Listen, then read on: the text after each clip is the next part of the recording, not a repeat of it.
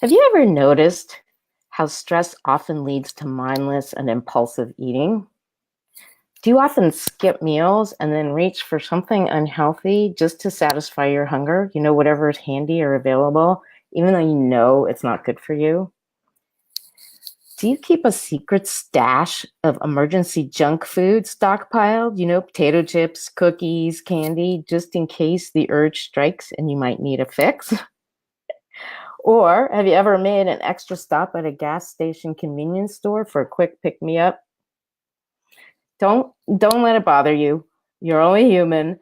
I want you to take heart because there are things that you can do about it. There are some things you can do to get that vicious cycle of stress and impulsive eating under control. Hey everyone, I'm Danya Fawley. I'm the Alchemist in Chief for Sustainable Health Solutions, Inc., and the founder and formulator for Dropwise Essentials.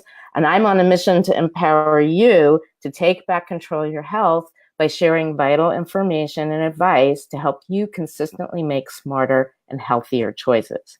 Now, I believe that knowledge is power, and when you know better, you do better. And I don't want you to stay stuck in unhealthy patterns, habits, especially eating habits, that steal your energy and vitality and leave you feeling drained and tired all the time. Who's with me here? Type in the comments below if you are tired all or most of the time. And by the way, please feel free to share this post or tag someone you know that you feel could benefit from this information. That's why for today's Wellness Wisdom session, I'm going to be talking about some ways that you can take back control of your stress instead of letting it control you and stop that vicious cycle of impulsive and unhealthy eating that's usually, if not often, triggered by stressful situations. So the reason that it's a vicious cycle is because, the stress in and of itself is throwing your hormones out of whack, and that is putting a strain on your thyroid and on your adrenals, and the result of that is it weakens your immune system. Now, that in turn drains you and steals your energy, right? No surprise there. If you want to add insult to injury, then when you start eating unhealthy food, or fake food, as I like to call it, then it continues to keep your hormones out of balance, and that puts an additional strain on your organs and then an additional drain on your energy. It's like a 1-2 punch, right?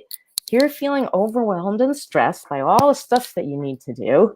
And then you look up at the clock and you say, oh, shoot, it's 2 o'clock already and I haven't even had lunch yet. Shoot, I'm too busy. I don't have time right now. I'll just grab a donut or a snack bar or something to tide me over until dinner time. Who knows what I'm talking about here? At that point, your brain is feeling the drain of being deprived of the proper amount of protein and nutrients that it needs to properly function. And your adrenals are feeling the drain of the stress, from all the stress. So you reach for that so-called meal replacement bar or something worse, and then you wash it down with another cup of coffee or an energy drink for that badly needed extra boost of caffeine, right? And then what happens? Well, after the initial sugar rush, then you crash and you feel even worse than you did before. And then on top of that, you start to feel guilty about having wolfed down that unhealthy option that you knew you shouldn't have in the first place, right? Lather, rinse, repeat. Who knows what I'm talking about? Type the word crash in the comments below if this has happened to you or happens to you on a somewhat regular basis. So that's why for today's session, we're going to focus on 3 things. The first, obviously, most important step to is to get control of your stress before it controls you. And the first important step around that is creating awareness about what it is that actually triggers you. What are the stress triggers that trigger you that make you sort of mindlessly reach for unhealthy options? You may not be able to control the triggers, but you can learn to respond to the triggers in better ways, different ways. And so I'm going to talk about, 1, how to catch yourself in the act before it's too late.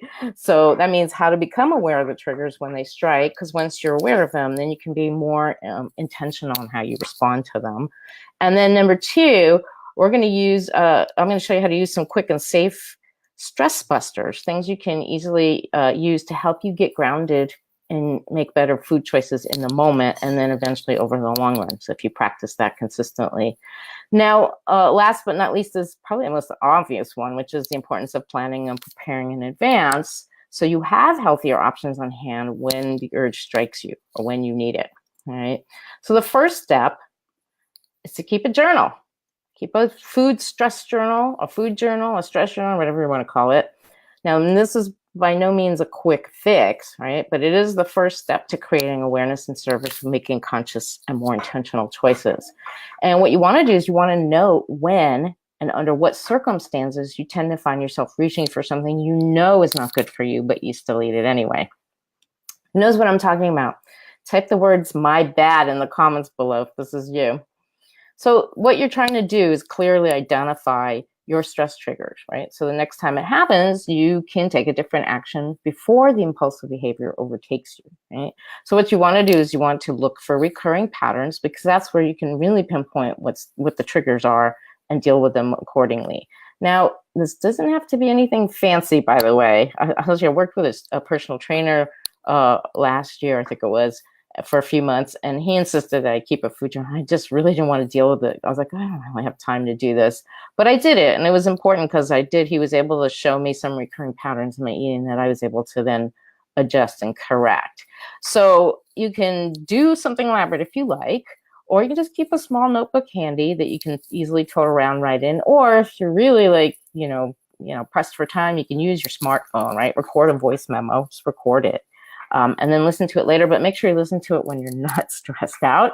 And if you're really pressed for time, you can record your voice memos and then upload them to an automated transcription services. There's a bunch of them on the internet now, and they're not too expensive. I use something called Trent, and I think it's like $15 for 30 minutes of audio. So that's another option if you're super pressed for time. But don't let that be an impediment to you doing this, because I think it's really important if you're serious about nipping this problem in the bud. So what you want to do is you want to record the time of day and what it was you ate and what was going on in your mind just before you ate it. So were you feeling? Why are you feeling that way? And how did you feel 15 minutes after eating what you ate? I feel not just emotionally, but physically. How do you feel in your body? And then make a note of what you think you could have or should have eaten instead, or how you could have responded differently to the situation. Keeping a food journal is a really great way to track recurring or unhealthy eating habits and patterns, as well as measuring your progress towards, or obstacles to your progress towards, shifting into healthier eating habits. And that's why I provide a downloadable food tracking journal for everyone in my healthy eating course. Who's with me so far? Type the word journal in the comments below if you've ever tried this, or you kind of like the idea and you want to try it out.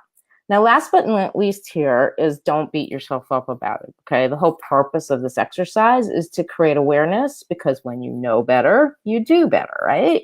So just make a mental note every time of what triggers you and your thoughts on how you can do better the next time it happens or something like it happens.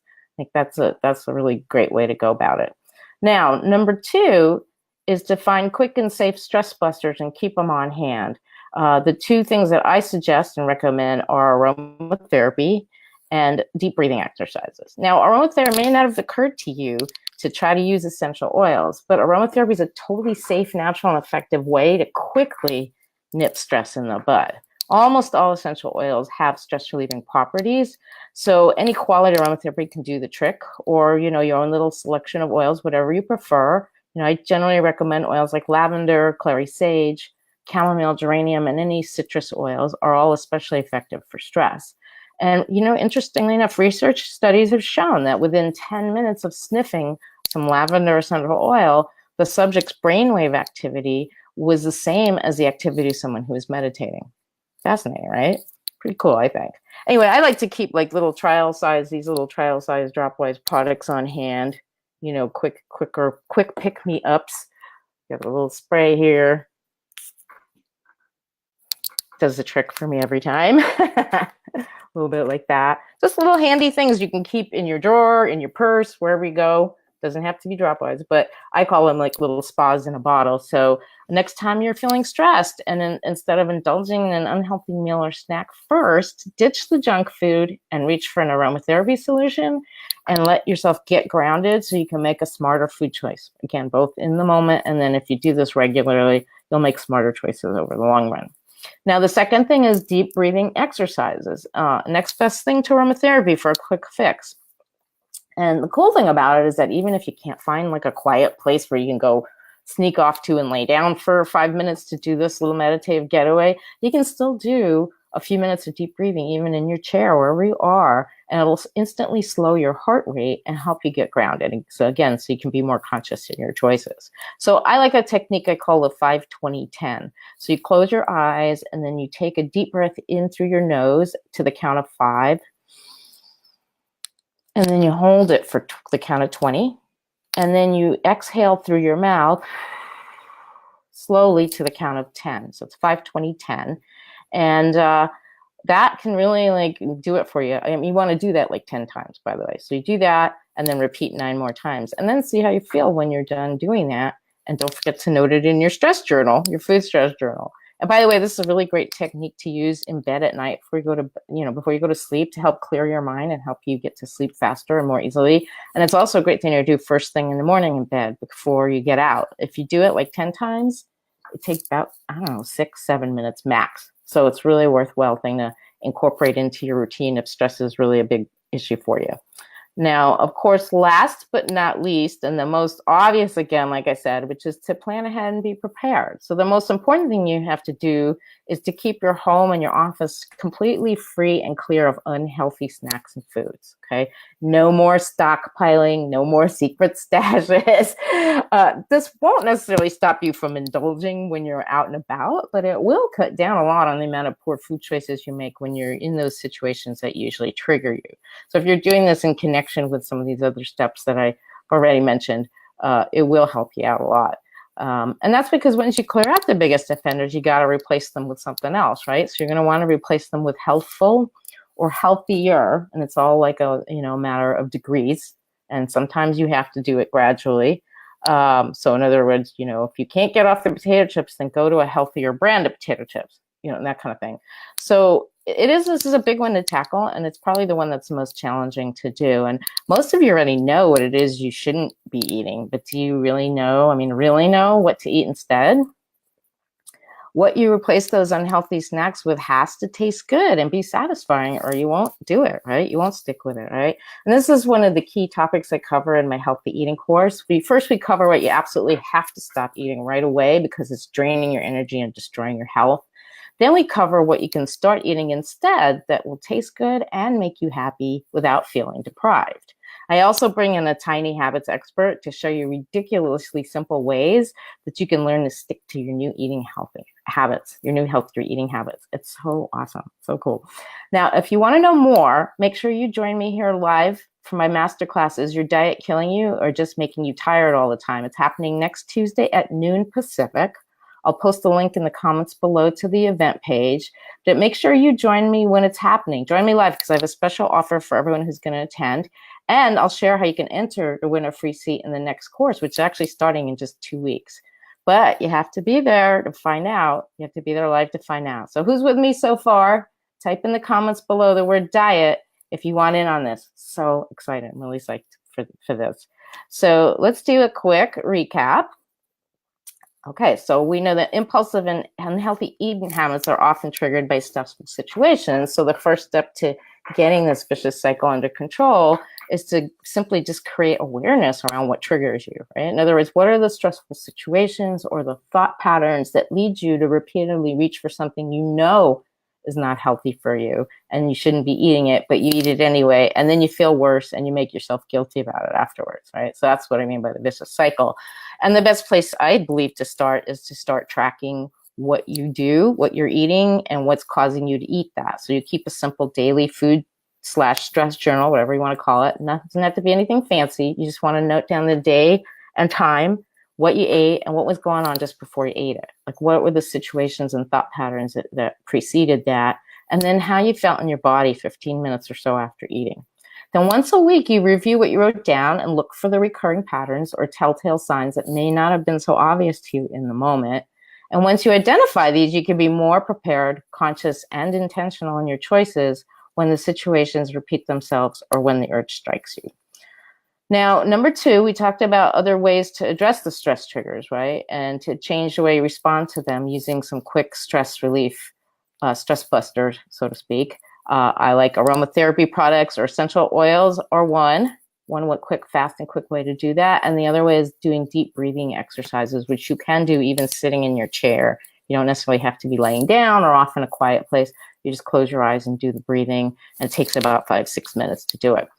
Either one of these two can bring you fast and needed relief from a stressful situation, and that will help ground you so you can make more conscious and intentional and better food choices, both in the moment and over the long haul. And then number 3, last but certainly not least, is to plan ahead and be prepared. So first, get rid of all the junk food you're harboring there. You have laying around in your home, your office, your car, or whatever, and just stop buying them, okay? And then replace them with healthier options that you can actually enjoy that are good for you and help relieve the stress and help get your hormones back in balance and help your brain feel like it can function the way it's supposed to. Now, if you'd like to learn more about how to make better food choices that you enjoy, then join me here live next Tuesday at noon Pacific for my masterclass, Is Your Diet Killing You or Just Making You Tired All the Time? I'll reveal how you can enter to win a free seat in my upcoming healthy eating course, and as well as some very special bonuses if you decide to enroll and join us. And I'll post the link to the event page in the comments below. Make sure you RSVP if you want to get notified, if that's of interest to you. And that's it. That's it for this Wellness Wisdom Wednesday. I hope you found this information valuable. Share in the comments below what your biggest takeaway is from this session and one thing that you're going to do right away to stop your impulsive and unhealthy eating patterns. That's it for now. Thanks, everyone.